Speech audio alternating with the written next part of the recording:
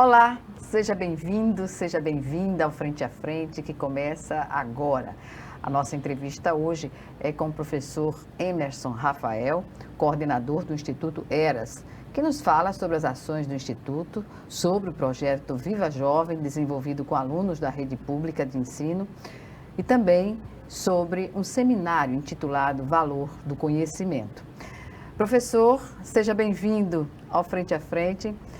Eu começo essa entrevista justamente perguntando sobre como surgiu, né, o Instituto Eras e qual a atividade que ele desenvolve, notadamente com esses alunos da rede pública. E obrigada, mais uma vez, por estar aqui. Eu que agradeço muito. O Instituto, na verdade, ele vem, acho que, de um desejo que nasceu do coração. Então, acho que não foi algo que eu planejei. Eu lembro que eu estudei numa escola que era de Freira, Bom Conselho, que hoje já não, né, teve aquela tragédia da Braskem, enfim. Mas estudei lá e era um colégio que a gente tinha um certo rigor, que tinha uma certa disciplina. Isso era positivo. Talvez a gente eu não enxergasse daquela forma naquele momento. Mas hoje, fazendo o que eu faço, eu percebo que a disciplina naquela idade é importante. Então nós tínhamos um colégio que tinha a parte do teatro, era um colégio que tinha banda de fanfarra, era um colégio que a gente tinha flauta, tinha surdo e mudo, então eu tinha toda uma diversidade. E depois, quando eu fui para o CEPA, eu já senti que já não conseguia ter tantas coisas, mas ainda tínhamos o esporte. E eu lembro que eu fui candidato, eu fui representante de turma por muitos anos. Eu amava aquilo de representar a turma. O universo escolar lhe preenchia, né? Eu lembro que ia ter um festival na escola. Aí tinha um pessoal que cantava, um pessoal que dançava. Eu sentei na arquibancada e fui eu que ter minha conversa com Deus. E eu fiquei chateado porque eu disse assim, Deus, eu não tenho nenhum dom. Todo mundo sabe cantar, vai se apresentar, eu não tenho nenhum dom. Mas e com o tempo descobri que eu tinha um dom da liderança, da fala. E aos 12, 13 anos, eu me candidatei ao Grêmio do colégio. E o pessoal não aceitava, que ia acabar perdendo para mim porque eu era muito novo, porque eu era conselheiro da escola, eu fiz o jornalzinho da escola. Enfim, eu fui chamado para participar da UESA, que era uma instituição que representava os estudantes na época. E foi ali que eu me tornei vice-presidente. E vice não tem muita função. Foi aí que eu disse, não, vou fazer o teatro, vou fazer a dança, fizemos o voleibol. E depois, consequentemente, isso eu já tinha 15 anos, e depois desse tempo, eu comecei a dar aula só o voleibol, eu fazendo isso. Então, foi uma coisa que foi acontecendo. Eu nunca pensei muito sobre isso. Eu sou um homem revoltado. Eu vejo as coisas erradas, mas eu não vou ficar só falando. Eu sempre fui de fazer, eu posso fazer alguma coisa. E foi naquele tempo que eu descobri que a escola se tornou um lugar chato, repetitivo. Então, Deus fez eu passar por muitas situações para implantar no meu coração sentimentos e desejos para que chegasse na instituição como ela é hoje. Então, passei muitos anos, eu passei quase 12 anos como professor voluntário dentro das escolas. E dentro da escola eu passei por muita coisa. Como eu sou um professor mais rigoroso, mais severo, digamos assim, então eu era voluntário, mas eu chegava na escola, o menino estava com o pé na cadeira, eu digo, tira o pé da cadeira. Ele estava com fone de ouvido, eu digo, pode tirar o fone, você está numa sala de aula, aqui é uma escola. E isso, às vezes, o professor já estava em sala de aula, que eu entrava na sala para dar o aviso, que ia ter o voleibol, essas coisas. A professora de costa, e o menino olhando para trás, em cima da banca, com fone. Eu não aceito isso. Uma questão de disciplina que interfere, né, na absorção do conhecimento. Se o aluno está em aula, mas ele não presta atenção no que o professor está falando, é um momento desperdiçado. Né? E ele atrapalha a turma. Uhum. E ele desmotiva o professor. Você veja que por causa de 2, 3 alunos, você estraga uma turma. E o pior é que o sistema educacional, ele dificulta todo um processo para você retirar aquele aluno. Então, quando você tem um aluno que ele não quer estudar, que ele não aceita a disciplina, ele precisa ser retirado daquele ambiente, porque senão você vai perder uma turma. Então, você coloca, professor, essas questões no dia a dia das escolas que estão sendo trabalhadas junto ao Instituto? Mas o sistema, ele não ajuda. Uhum. O sistema que eu me refiro, a forma como a Secretaria de Educação, ela encara esse problema. Porque para você transferir um aluno, você tem que arrumar vaga em outro lugar, é todo um problema. E a escola não vai querer, já viu um aluno problemático, ela já tem as dela. Então, ao meu ver, e aliás é uma crítica também, eu faz um tempo que eu não percebi isso, mas o Estado paga para o aluno estar em sala de aula. Se eu não me engano, é R$100 por mês. Mas isso é um incentivo. Mas não pode, Gorete. Não, incentivo para o aluno é ele ter uma boa escola. É ele ter um teatro, ele ter uma dança, ele ter uma banda de fanfarra, ele ter uma natação, ele ter um bom ginásio, ele um bom laboratório, professores motivados. Porque senão, o que vai acontecer? Ele não quer ir para a escola, ele vai obrigado para poder ganhar aquele dinheiro e ele... Você já imaginou, isso é uma bomba relógio, isso vai estourar. Isso é uma bomba relógio e vai estourar. É uma geração que está sem disciplina, chega a hora que quer, sai a hora que quer fazer as coisas do seu modo, e não é dessa forma. A sociedade como um toda vem perdendo respeito pelos educadores, pelos professores. Veja como os professores eram bem vistos no passado e como ele é hoje. Né? E uma sociedade que não respeita e que não guarda os educadores é uma sociedade defasada. O futuro é completamente comprometido e destinado à miséria. E a miséria que eu me refiro não é a dinheiro, é a ignorância, é a falta de educação.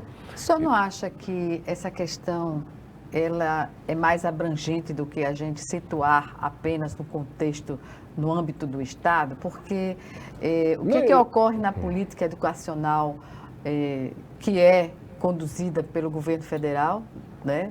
Eu acho que é a esfera inteira. A minha crítica, desculpa eu dizer, eu acho que é toda. Então a gente não pode situar apenas no âmbito do município, do Estado. Não, é todo. Isso é uma questão geral. Sim, né? sim. É uma questão geral porque quando falta recursos ou recursos que estão destinados à educação, eles são desviados, digamos assim, a sua aplicação para outras áreas, isso já demonstra a falta da prioridade com o setor. Pronto, eu acho que você falou a palavra X da questão, prioridade. A educação não é que ela não tenha dinheiro, ela é mal aplicada. Se você chega a pagar R$500 por aluno para ele tomar uma vacina ou R$100 por mês, você tem dinheiro. Agora, no meu ponto de vista, quando um pai de família, uma família, ela tem pouco recurso ou um recurso determinado, se eu tenho uma goteira na minha casa, eu primeiro conserto a goteira ao invés eu comprar um celular novo. As prioridades é primeiro eu vou consertar o meu teto. Essa questão de materializar a relação do aluno no contexto do ensino, isso não nasce na escola, isso nasce nas famílias, né? A gente observa que pessoas que poderiam priorizar o investimento na sua qualidade de vida, investem de forma equivocada na compra de um celular top de linha, né? Você não tem a condição de comprar, por exemplo, alimento, mas tem a condição de comprar um celular. Isso é uma inversão de valores. Vejo isso no meu dia a dia. Eu vejo as pessoas de situação vulnerável com um celular melhor do que o meu. Eu vejo que pode faltar tudo menos a internet na casa dessa pessoa. Então, mas isso são famílias que foram pais muito cedo, que são desestruturadas, dependentes emocionais ou de algum tipo de vício. E também muitos casamentos que estão juntos por comodismo. A verdade, Gorete, que boa parte do problema que está acontecendo nas escolas, elas vêm de casa. Nascem em casa, sim. Porque são pais que não nasceram para ser pais, não têm vocação, não têm autoridade. Fala com a criança como a criança que manda no pai. Isso não existe. Eu mesmo, como professor de instituição, vai estudar. Não estou lhe perguntando, estou lhe mandando. Vai estudar e ponto final. É eu que estou na autoridade. Agora, a gente tem que entender que repreender e tirar sorriso deles não é uma tarefa fácil. E eu sou o tio que muitas vezes sou o tio mau. Mas precisa fazer. Precisa. Mesmo que doa, a gente tem que educar. Mas se você não colocar limites e não colocar respeito, vira um vândalo. Ele não vai lhe respeitar. Quando não respeita pai e mãe, não respeita mais ninguém. Então, o que eu lamento é muitos pais que tiveram filhos muito cedo, casamentos que não têm princípio nenhum de amor. E, aliás, boa parte do que a gente vai falar aqui de pessoas que eles estão pensando em suicídio, automutilação e tudo, vem disso. É os pais se humilhando o tempo todo, se agredindo fisicamente, verbalmente. Nós ninguém... estamos no agosto lilás, né? Onde há uma discussão anualmente De violência maior contra a mulher. sobre a violência contra a mulher, violência doméstica. E que muitas mulheres se colocaram nessa situação, correto? Se colocam, muitas colocam. vezes, se colocam sem a chance de sair delas, né? Dessas situações. Eu acho que muita gente se acostumou com coisa errada. Sabe quando você perde as forças e você se acostumou, e é o que eu digo sempre para essa geração. Quem tem amor próprio não aceita muita coisa que alguns casais aceitam. A forma de falar comigo, como você me trata. Então, a mulher, o ser humano tem que buscar o próprio respeito e dar o respeito aos outros. Então, quando você está no princípio do namoro, você já começa a perceber como você é tratado, como ele trata a mãe dele, como é isso. Então, muitas vezes, você vai se permitindo e as pessoas que começam a entender que tem que estancar. Você precisa estancar. Só que o ser humano, ele tende a se adaptar com o sofrimento. Eu tenho mulheres... Dependência financeira. Também, emocional também, tem medo de ficar sozinha. Isso, na maioria das vezes, é o que motiva as mulheres ainda a insistirem em relacionamentos que são, digamos assim, violentos, né, no dia a dia. Eu acho que tem mais a ver com uma paixão ou um apego do que questão financeira. Eu conheço muitas mulheres que têm independência financeira, mas elas são agredidas de deixar com hematoma e termina, mas com 3 dias retorna. Isso dura 10 anos, 20 anos. Porque antigamente você dizia a idade do tempo do seu casamento era algo próspero. Ah, eu estou casado há 30 anos. Mas 30 anos como? De humilhação, de traição, de todo esse tipo de... Muitos homens tratam a mulher dessa forma. Eu estou com você por pena, você não vai querer, ninguém vai lhe querer, sabe? Estou com você para você não ficar sozinha. Então a mulher ela acaba se... Vai incutindo esses conceitos e que muitas vezes são mulheres extraordinárias, bonitas, que têm potencial, inteligentes, mas se permitiu ser diminuída. Então, e mulheres frustradas, elas descontam nos filhos. Muitos dos que a gente está cuidando, as frases que ouviram da mãe. Era para você não ter nascido, deveria ter lhe abortado, você não presta, você é inútil. Então são frases muito pesadas. E às vezes ela escuta isso também do marido e acaba transferindo para outra pessoa. Pois bem, nós vamos chamar agora nosso primeiro intervalo e o Frente a Frente volta em 1 minuto para a gente diversificar essa discussão.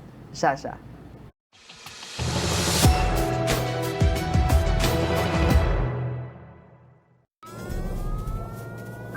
Há mais de 40 anos, um grupo de médicos criou uma organização de emergência médico-humanitária capaz de oferecer ajuda às pessoas em meio a desastres naturais, epidemias ou guerras, atendendo os mais necessitados sem se importar com raça, religião ou ideologia. Hoje, Médicos Sem Fronteiras envia equipes totalmente preparadas para responder a emergências por todo o mundo. Nossos profissionais são financiados por pessoas como você e eu. Conheça-nos, participe, apoie, porque juntos chegamos mais longe.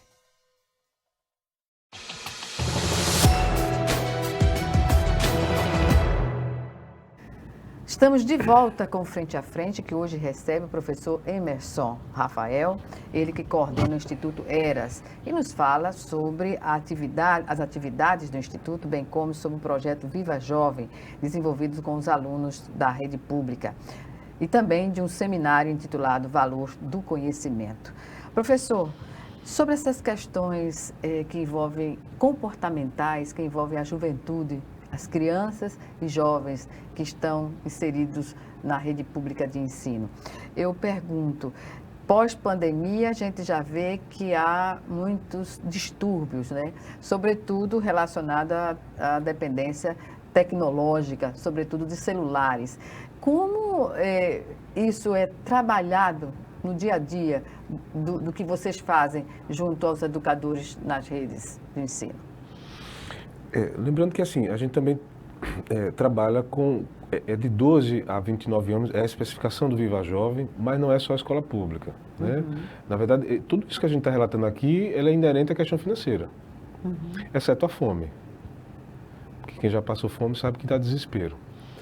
Mas de resto, isso acontece com uma pessoa que tem muito dinheiro ou, pouca, ou quase nenhum. Mas na pandemia a gente acentuou uma situação, que as pessoas que eram casadas tiveram que conviver, porque as antigas não conviviam. E alguns que tiveram que conviver com os pais que também não conviviam. O pai saía às 5 horas da manhã, só chegava à noite e eles não se falavam. E você imagina uma família destruída e que eles se xingam o tempo todo convivendo na mesma... Então, aí qual foi o problema? É uma geração de um tempo para cá absurdamente dependente de tecnologia. E isso é assustador e as pessoas normalizaram. Não deveriam. Virou uma bolha que você vive dentro da sua casa. Você tranca o seu quarto, passa 4, 5, 6, 7 horas lá dentro assistindo tudo que... Nem sempre coisas boas. É porque a internet... Tem de tudo. Pois... Ela tem de tudo. Você tem muita pornografia, você tem muita violência, você tem coisas más. E os pais, alguns já não têm autoridade sobre seus filhos. Outros já estão tão machucados que... Aliás, o que acontece? Antigamente a criança chorava, o pai dava a chupeta, hoje dá o celular. Porque os pais, alguns, lógico que isso são críticas para alguns, não são todos. Pela graça de Deus tem excelentes pais, extraordinários pais. Mas alguns, é um alívio quando o adolescente, a criança, o jovem, ele fica calado. Porque o pai, ele como função, é por isso que ele é mais velho, ele precisa passar o processo de ensinamento. Olha, minha filha, vai acontecer isso acontece, é dessa forma. Então, os ensinamentos que os avós sentavam e começavam a ensinar, essa geração não está fazendo, não está ensinando. E aí depois a gente vai chegar ao ponto porque criou o seminário. E isso vai interferir nas relações, digamos assim, da afetividade do ser humano, não é? Muito, não interage, não abraça, não conversa. Uhum. Nós vimos recentemente uma pessoa com um gilete se cortando na sala de aula. E eu fiquei tão bravo porque é uma turma que está quase 1 ano juntas e não percebe isso porque a gente ficou muito o eu. No entorno do eu. E as conversas não é mais olho a olho. A conversa eu mando uma mensagem para você, você manda para mim. Fria, né? Agora você tá bem, aí você tá em casa chorando que sua luz, aí você faz um coraçãozinho, eu tô bem. Não escuta nem o timbre de voz. Eu conheço os meus amigos por ouvir. Eu digo, olha, eu conheço você, você não tá bem. Então a gente precisa disso e a pandemia ela acentuou nessas questões. Porque são famílias que nem sempre... É padrasto que tenta estuprar a irmã mais nova, é o pai que chega embriagado e espanca a mãe na frente de todo mundo, é o irmão mais novo que é acorrentado para não vender as coisas dentro de casa. Então tem gente, e muitos deles, e eu percebi durante os anos, eles não querem voltar para casa. Às vezes largam de 11h30 e ficam na escola. Meu filho, você não tem que voltar para casa? E aí quando conta a história eu entendi porque não quer voltar. Porque não é um ambiente seguro, saudável. E aí quando chega na escola também não é. Uhum. Porque é uma maneira até de extravasar Estão machucados, machuca os outros, mas também é uma crítica. O Estado peca na falta de disciplina, peca... O Estado, no sentido todo... Primeiro que eu queria só dizer o seguinte, a educação deveria haver um pacto federativo. Município, Estado e governo federal. Todas as escolas deveriam ser esse patamar, todas. De um interior pequenininho que não tem recurso a São Paulo, a capital mais rica do país. Todas têm que ter auditório, todas têm que ter biblioteca, todas têm que ter ginásio. Um padrão único para as escolas no país. E os professores, da mesma forma, têm que receber todos de um padrão só, porque não é justo um poder pagar mais e outro não. O trabalho é igual, não é? E para trabalho igual, remuneração igual. Às vezes o pessoal diz que é uma utopia pensar dessa forma, mas deveria ser. Nem todo mundo vai para um hospital, mas todo mundo passa por uma escola. Então, você pagar para um aluno ir para a escola, você devia usar... A comida não é muito legal, né? Uma escola, ao meu ver, qualquer secretário de Estado, município ou ministro, ele entrar numa escola e ver uma escola sem biblioteca, acho que deveria doer a alma. Porque o conhecimento precisa ser dado. Você tem uma escola que não tem auditório para você diversificar a sua aula, passar um filme, fazer uma dinâmica... Você não tem um ginásio, você não tem uma quadra, isso não é uma escola. Aliás, e para encerrar esse tema, a não ser que você tenha mais algo a dizer, tem escolas que não deveriam nem ser reformadas, deveriam ser destruídas. Porque a estrutura é uma mistura de manicômio com presidiário. Aquilo é horrível. Aquilo é horrível. Então, eu faço até um apelo às pessoas que trabalham na área de educação, que estão com a caneta na mão, que têm o poder, independente se é do lado de azul, do vermelho, se é do município, do estado, do governo federal, entre nas escolas, ouçam os professores, ouçam os alunos, né? E vocês vão perceber que não está legal ainda. Tem muita coisa para evoluir, tem muita coisa que pode melhorar, e eu torço de verdade, porque tem professores extraordinários agora. Tem pessoas que são vocacionadas, tem professores que se dedicam, tem professores... Abnegadas, né? São. Como eu tive os meus que eu nunca esqueci. Eu nunca esqueci, eu acho que tem 3 professores na minha vida que eu nunca esqueci. Então eu torço de verdade para que um dia pessoas vocacionadas cheguem ao poder, que entendam da área, entendam do assunto. Pois é, e os recursos sejam utilizados. Utilizados de forma a correta, gente vê de prioridade. No âmbito do próprio MEC, né, escândalos, desvio de dinheiro. Porque tem recursos, sabe, Exatamente. Gorete? Mas é mal aplicado. Exatamente. É mal aplicado. Emerson, professor Emerson, sobre esse seminário que o senhor tocou, Valor do Conhecimento, como se pretende, como ele é feito? Durante o ano letivo, ele extrapola férias. Qual é o sentido principal desse seminário? Então, justamente, nós temos quase 317 temas. Então, nós tentamos, a gente passa um tempo na escola e depois a gente encerra fazendo esse seminário. É tentar passar sabedoria. Uhum. É tentar, vamos falar sobre relacionamento? Como é feito o relacionamento hoje? O que é fidelidade? O que é compromisso? Vamos falar sobre dependência, Então, a gente escolhe alguns temas e tentamos, de alguma forma, passá-los. É uma tentativa. E que isso, geralmente, era feito pelos avós, pelos pais. Isso é feito na transversalidade das disciplinas ou vocês têm um momento, vocês sugerem isso para a escola ou vocês têm um momento com os alunos?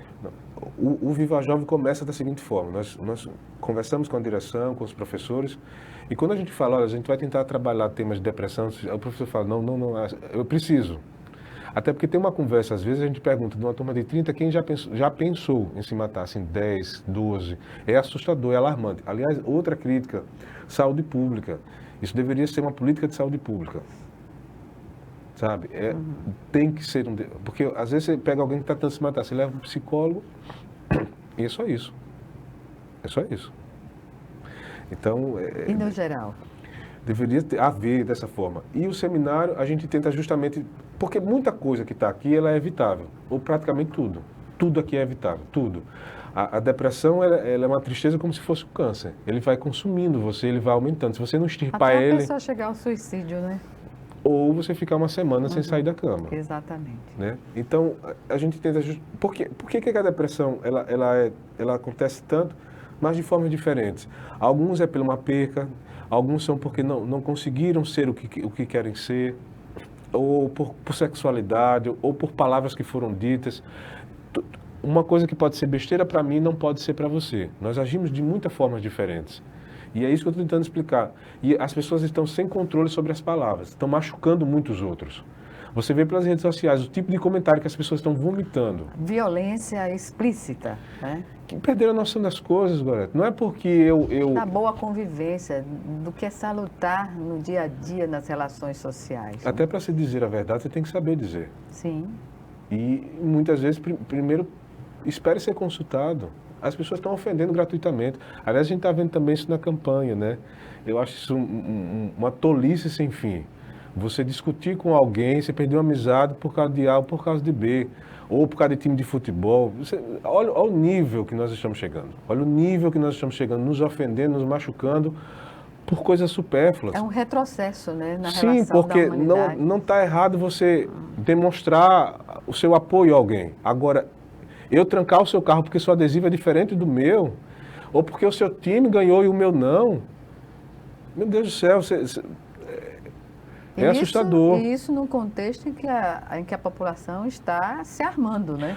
Porque se armando, literalmente. Literalmente. Os extremos são perigosos. O excesso e a ausência, ele é perigoso.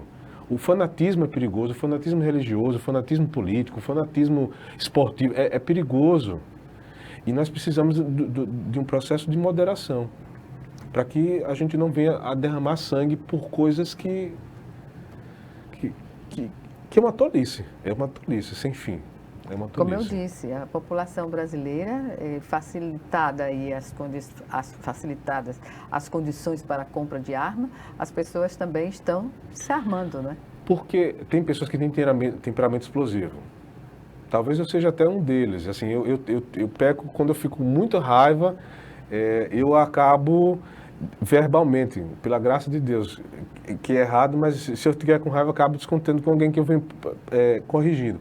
Mas Casa tem gente... de ferreiro, espeto de pau? Não. Aliás, eu tentei dizer isso a Deus lá atrás. Ele me escolheu, eu digo, Senhor, o senhor está errado. Tem outras pessoas mais calmas, porque eu sou muito ligado a Deus e quando Cristo me ensinou que tive que ser manso e humilde, foi a missão mais difícil. A mansidão e foi difícil. Então eu tenho um sangue quente e eu sei que outros têm. Então eu acho que você está jogando bola. Você levar uma rasteira, por mais calmo que você seja, você já levanta querendo agredir o outro. E se esse outro tiver uma arma, ele não pensa. Ele vai... Ele age, exatamente. Aí foi uma vida, por alguns segundos, por uma coisa tão banal. Então pelos processos dos anos, o joelho dobrado, e Deus me acalmou muito. Hoje eu pondero muito, hoje eu respiro. Se o sangue esquenta, eu vou lá fora, conto até 100, porque eu sei como pesa e como machuca uma palavra. Professor, na formação, eu vou voltar ao Instituto, porque são professores voluntários, né? Sim. É um trabalho unicamente voluntário. Como vocês conseguem agregar? Qual é a forma de chamar a atenção de profissionais da área educacional e de outras áreas que são correlatas para participarem dessa tarefa? Deus. Porque as pessoas perguntam o que eu faço, eu brinco que eu sou serviços gerais. Porque eu sou uma pessoa que penso muito rápido, eu trabalho com o que eu tenho. As dinâmicas que você observar que eu faço, que chamam muita atenção, eu uso umas vendas que foram tecidos que foram doados e eu costurei. Amarrar os pés são fitas adesivas que a gente consegue. E às vezes quando eu não tenho passagem, eu vou caminhando e volto caminhando. Então eu faço com o que eu tenho. Eu ajudo com o que eu tenho, eu faço com o que eu tiver. Eu não vou ficar só, olha, tem que mudar, olha, tem que ser diferente. Não, eu vou fazer a minha parte. E eu faço isso por muito tempo. E durante esse processo, Deus vai fazendo a gente conhecer pessoas que têm um bom coração, e todo mundo tem um dom. Todo mundo tem um dom. Todo mundo pode... Olha, eu posso ajudar a ensinar lei, eu posso ajudar com teatro, eu posso ajudar organizando eventos de arrecadação. Eu sou bom falando. Todo mundo tem um dom. É só uma... Agora, qual é o problema de muitas pessoas? Elas condicionam a ajuda quando melhorar. Quando eu passar no concurso, eu ajudo. Quando eu fazer isso, eu faço isso. E Deus me ensinou que a gente tem que honrar Deus no pouco, honrar no muito. Então, se alguém tem um pouquinho, ele divide. E ele, quando tiver fartura, ele também vai dividir. Agora, se uma pessoa não ajudar no pouco, pode acreditar, ela não vai ajudar no muito. Por quê? Porque é o coração miserável. As pessoas, quando eu faço uma pergunta aos alunos, se vocês tivessem um único desejo, o que é que vocês queriam? Dinheiro, dinheiro, dinheiro, dinheiro, quero ser rico, quero ser rico. E a gente vê tanta gente rica que não está bem. A saúde pode ser uma opção de resposta, né? Em primeiro lugar está a saúde, a condição que nós temos para fazer. A saúde, a felicidade. Pois é. Quando nós estamos felizes, a felicidade, correto? Quando nós estamos felizes, tudo é diferente. A nossa saúde melhora.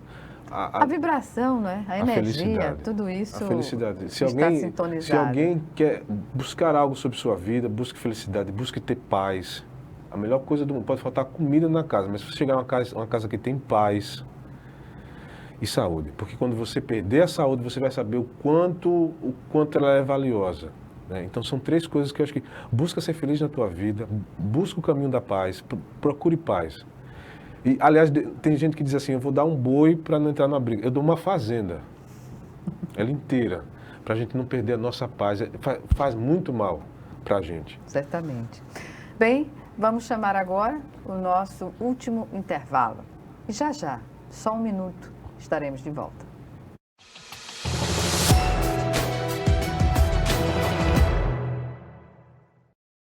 Calma, Chico, vai devagar.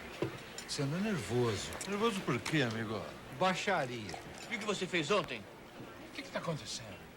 Batendo na mulher de novo. Mas antes eu tomei todas, perdi a cabeça, Não tem fiquei esse nervoso. negócio, não tem esse negócio de tomei todas. Aqui todo mundo toma e ninguém bate em mulher, só você. Bebida não é desculpa. Onde tem violência, perde a mulher que apanha, os filhos e você. Homem que é homem, não bate. Doar sangue é seguro e não dói. O Hemocentro de Alagoas utiliza a mais alta tecnologia para fazer a coleta de sangue. Para doar sangue, é necessário ter mais de 18 anos, pesar mais de 50 quilos e apresentar um documento de identificação com foto. O doador não pode ter contraído doenças como a hepatite, sífilis, AIDS e doença de Chagas. Mais informações é só ligar 3315 2106. O Hemocentro de Alagoas precisa de você.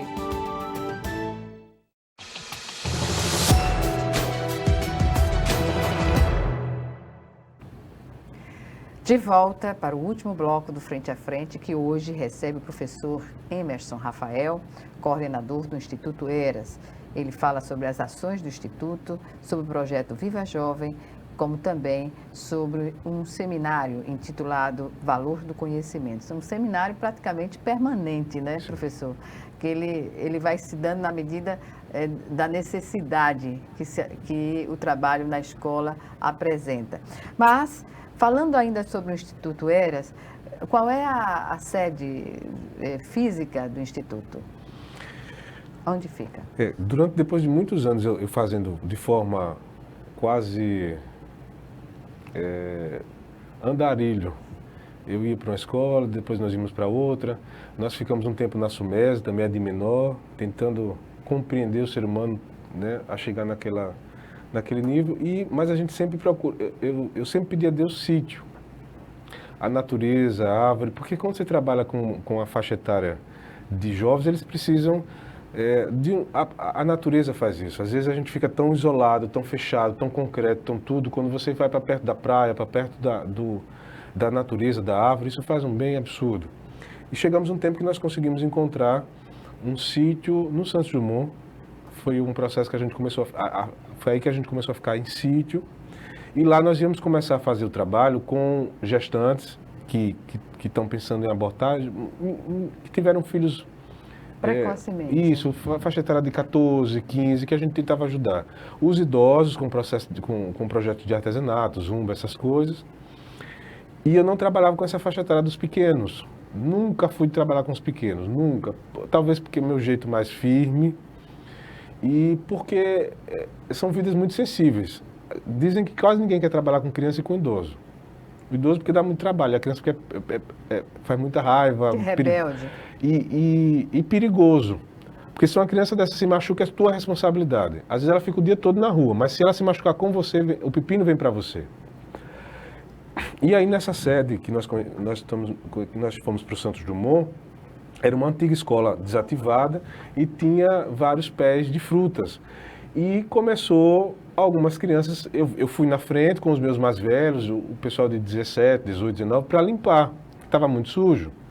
Nós começamos a limpar, a cortar umas plantas, umas bananeiras, algumas coisas que estavam muito sujas, para a gente iniciar o projeto. Muito de forma voluntária, a gente saía lá do shopping pátio até o Santos Dumont caminhando, com enxada na mão, era uma coisa muito...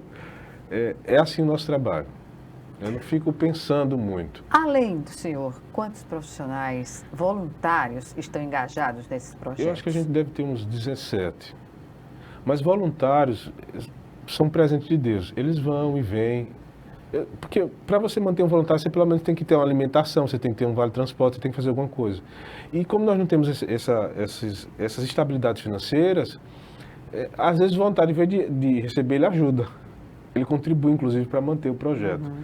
Então, hoje a gente tem uma alegria de ter muitas senhoras, muitas mulheres. E eu me sinto muito bem trabalhando com mulheres, inclusive. Muito bem. Elas são mais...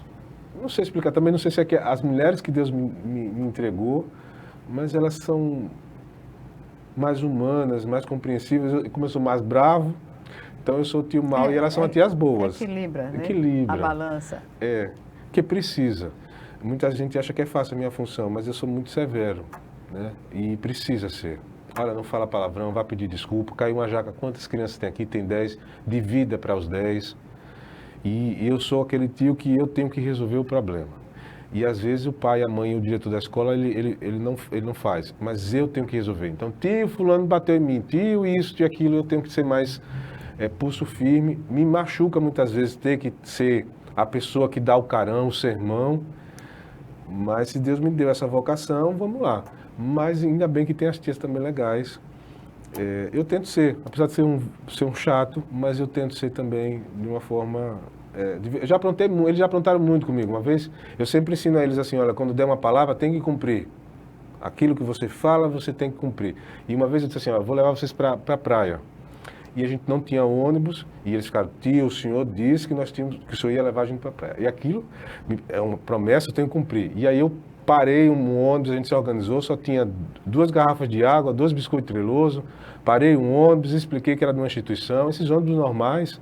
Ele deixou a gente entrar por trás, levei eles na Pajuçara, fiquei sentadinho assim nas pedras, do joelho para baixo, daqui para voltando. E depois voltar quilômetro cheio, mas é dessa forma. E o que eu puder fazer também, eu me importo com as pessoas, então isso... Nós somos pessoas que se importam, e isso é muito... Por isso que eles aguentam meu sermão. For qualquer outra pessoa, se você fizer, eles não vão ouvir. Mas se for, principalmente for o tio Rafa, aí eles vão conseguir. Pois é, o senhor me falou no intervalo que a sede do Instituto é cedida. É cedida. Como vocês conseguem pagar água, luz, doação? Doação, a gente tenta fazer um festival de sorvete, nós tentamos fazer um bingo, uma rifa, mas tempos muito difíceis.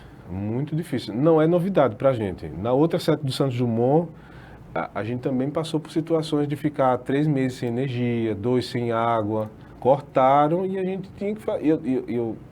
As pessoas acreditam, não, eu tenho temência a Deus. Eu não vou fazer gato nem nada. Cortou. O que eu posso fazer? O senhor fala a cada assunto, o senhor coloca a questão da religiosidade, né? A crença em Deus. O que dizer de levar a palavra de Deus nesse contexto? Como é recebido pelas crianças e, sobretudo, pelos jovens? Eu não enxergo muito por religiosidade, porque eu sou conectado com Deus desde pequeno sem precisar... Acho que ninguém precisou falar... Da instituição igreja, por exemplo. Não. Os meus voluntários todos acreditam em Deus e em Cristo. Então eu tenho batista, assembleano, católico. Eu sempre brinco assim, eu vi Cristo passando e eu fui atrás. Então eu faço o que fui ensinado a fazer. Né? Vestir a quem está nu, dar comida a quem tem fome, visitar a quem está preso. Foi ensinado. Então não é uma obrigação e nem é porque eu estou fazendo porque eu sou bonzinho. É um dever que eu acredito. Mas não é ensinado doutrinas, essas coisas, não. Nós tentamos, de fato, fazer o que Cristo ensinou. Se você separar os ensinamentos de Cristo, pronto. Que situações? Amar o próximo, por exemplo. Nós vemos muita gente se atacando com a Bíblia debaixo do braço. É uma contradição terrível. É absurda. Você não pode dizer que ama a Deus sobre todas as coisas e amar o próximo quando você é o primeiro a condená-lo ao inferno. Você é o primeiro, ao invés de dar a mão, você termina de derrubar. Ou atribuir a alguém essa condição infernal por um sentimento de ódio da pessoa que acusa, né? Então tem muita gente que fala que é cristão, mas não se parece. O termo cristão veio exatamente porque quando Cristo voltou aos céus, as pessoas diziam assim, lá vão os cristãos, porque eles falam e pensam e agem como um Cristo. Ou seja, a prática está ligada à teoria, né? Só vale se for assim. Detesto pena, não sinto pena de ninguém, não quero que ninguém tenha de mim, porque eu não sou coitado, sou um homem forte. Precisa dizer, que às vezes eu faço, do Santos Dumont a gente teve outra sede no Graciliano, eu ia a pé buscar eles, do Santos Dumont para o Graciliano a pé, precisa dizer, coitado. Não, coitado não. Se eu tenho força de ir 1 hora de caminhada para lá, 1 hora para cá, depois para devolver e depois para voltar, eu sou um homem muito forte. Se eu não fiquei murmurando, quando a gente ficou sem alimento, que só tinha coco, só tinha açúcar, eu não fiquei reclamando, então eu não sou coitado. Eu sou alguém que me tornei forte. Mas você é uma pessoa de Deus, porque Ele deixa passar por isso, para ser quem eu sou hoje. Que não me abato com qualquer coisa. E eu tenho referência muito à minha mãe. Minha mãe também é uma mulher absurdamente forte. Então, tem a ver com isso, da gente ter a força e de a gente se semelhar a Cristo. Eu não vou ter pena de você, mas eu vou ter misericórdia. Eu vou me colocar no seu lugar, na sua situação. Eu não vou lhe jogar moedinha. Eu vou sentar do seu lado, eu só tenho isso aqui para comer. Você quer comer? Eu tô lhe dando o que eu tenho. É o que eu posso lhe dar. Professor, com relação ao seminário, como ele é ministrado e nessa condição, como auxiliar aos professores, em geral, aos educadores, né, no dia a dia? Como tudo na minha vida, nada é planejado. Não adianta. Não escrevo, não tem... A gente vai falar sobre aquele determinado tema. Então, se eu for falar aqui sobre relacionamento, são de tudo que eu acompanhei e eu cuidei de pessoas durante toda uma vida. De pessoas que descobriram altamente traições absurdas, de espancamento, de humilhação. Tudo está aqui. Ninguém pode me tirar o conhecimento que Deus me ofertou. Tudo que eu vivi. Então, os seminários, quando a gente vai falar sobre automutilação, e aí eu tenho histórias de que porque ela se descobriu gostando de mulher, a família era muito religiosa. Eu tenho situações de pessoas que enfiaram caneta, de tomaram muito medicamento, se jogaram em cima do carro. Então, o que eu aprendo com eles, que é muito, é o que eu tento lidar para os outros. Olha, isso dá para ser evitado. Quando você começa uma relação com alguém que você escolheu por aparência, não vou jogar praga, não vai dar certo. Aí eles ficam assim, mas professor, não vai dar certo. É desgastante, Gorete, uma relação, você sabe disso. Se não for por amor, vai dar errado. Ponto final. Não romantize isso. Se não for por amor, se você não construir respeito, é um relacionamento que eu ando com o celular escondido. Isso vai dar errado. Se o meu corpo, que é o tão importante, eu estou entregando a alguém as minhas intimidades, os meus segredos, e eu vou esconder a minha conta, o quanto eu recebo, e as coisas do meu celular, isso não faz nenhum sentido. Eu digo à geração agora, quando vocês começarem a namorar, a gente tem que criar uma coisa que chama-se vergonha na cara. Vergonha na cara. Se você pediu alguém para namorar, se deu respeito, pare. Mas é conversinha de rede social. É um tipo de traição, sim, também. Não desvalorize, não desvirtue as coisas. Se eu escolhi você, acabou, os outros conversam, não faz sentido. Olha, gente comprometida anda com gente comprometida, gente solteira anda com gente solteira. Não tem que mudar as coisas. E isso é princípio de honestidade, de fidelidade, e é assim que funciona. Professor. Aí é mais ou menos isso que a gente tenta passar. Certo. Estamos no minuto final da nossa entrevista e aí eu reservo esse momento para suas considerações finais. Não, eu queria agradecer. Como tudo na vida que Deus me deu, não foi nada pensado, as coisas acontecem. Eu conheço as pessoas que eu preciso conhecer. Eu só tenho a agradecer a Deus porque, aliás, eu tentei me demitir muitas vezes dessa minha função a Deus. Muitas vezes, inclusive esse ano, tentei me demitir assim, Deus, olha, não dá para mim. Ainda bem que Deus não aceitou minha demissão, porque sou muito feliz fazendo o que eu faço. Absurdamente muito feliz. E espero poder fazer ainda mais. Espero ficar até os 80 lá trabalhando. Vou morrer dessa forma. Espero morrer dessa forma. Obrigada por sua participação aqui no programa e até uma outra oportunidade. Se Deus quiser. Obrigada. Obrigada a você também que nos assistiu e até o nosso próximo encontro.